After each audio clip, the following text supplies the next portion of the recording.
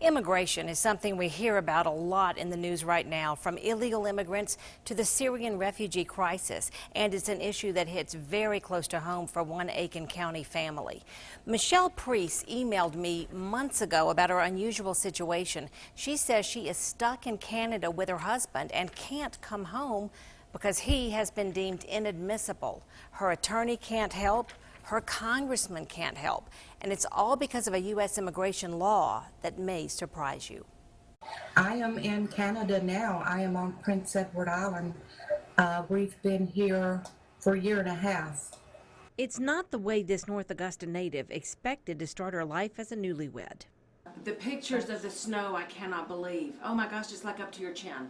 Yeah, there's about 4 feet. You have about 4 feet on the ground now? Last year this time we were 15 feet into snow. They have to come in and plow you out? Absolutely. We had to hire this machine to come into our yard and eat the snow away. So how did Michele Preece get stuck in Canada? Blame it on a U.S. immigration law that sees no difference between one marijuana cigarette or 100 pounds of pot. Uncle Sam allows a single drug offense, but lays down the hammer on a second, even if, as in this case, it was just half a joint. Simple possession. He paid a fine and that was it. Wasn't arrested, never went to jail or anything like that. That was 40 years ago. Doug the Canadian continued to travel and live his life. In time, social media would bring Doug and Michele together. They fell in love, bought their dream home, and planned a wedding. You go back to Canada for him to kind of close out his life there. But Doug couldn't get back into the United States.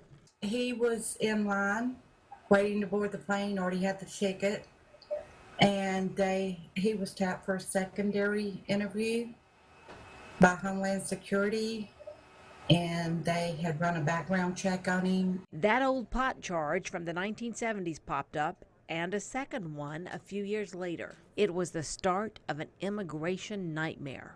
He had sold his home, so he had to rent a place and start the process of getting permission to visit the United States, and that took a year. He finally got a waiver to travel back to South Carolina, and he and Michele were married. We had a lawyer in Augusta working for us to try and get his immigration, citizenship. It was denied because of that second pot charge, Section 212 of the Immigration and Nationality Act. Doug couldn't legally stay in the United States. So no matter how many congressmen you call, how many people you ask for help, that really is kind of the stark reality of immigration law. There's no in between. You're either in or you're out.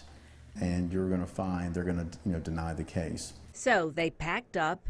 We sold our house in North Augusta, cars, trucks, furniture, everything. And started the long journey north.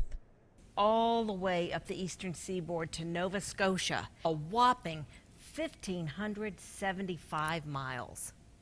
In the meantime, Michele crochets her days away. Canadian law prevents her from working, even from volunteering. She's waiting for the day she can see her family, especially her father, who she says is in failing health. I want to go see him. I want to go hug him and tell him I love him. I want to see my daughter, my grandkids. I just want to see home. I want her to come home. Canada's not home.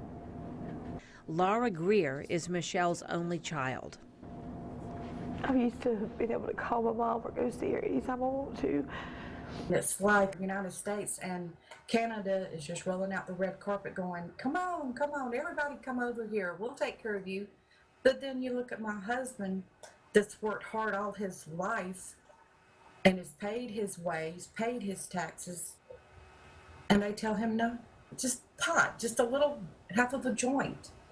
Really gets me upset to see how governments are doing.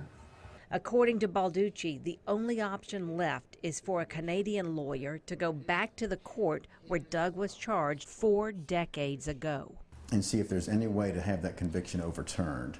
That's usually the only way. If you can make the conviction go away, then that ground of inadmissibility no longer exists. I love my mom, and Doug's what completes her. He makes her happy. I just want to be happy here.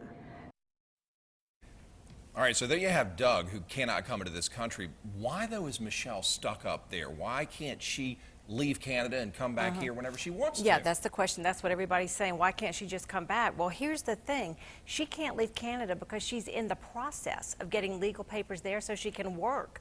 You know, like she says, she's stuck in snow and all she's doing is crocheting. She wants something to do. If she leaves now, she would not be allowed back in the country, in Canada, and would risk being physically separated from her husband for years, as her process of getting her Canadian paperwork would have to begin all over again. It's quite a mess. Yeah, head scratcher. George.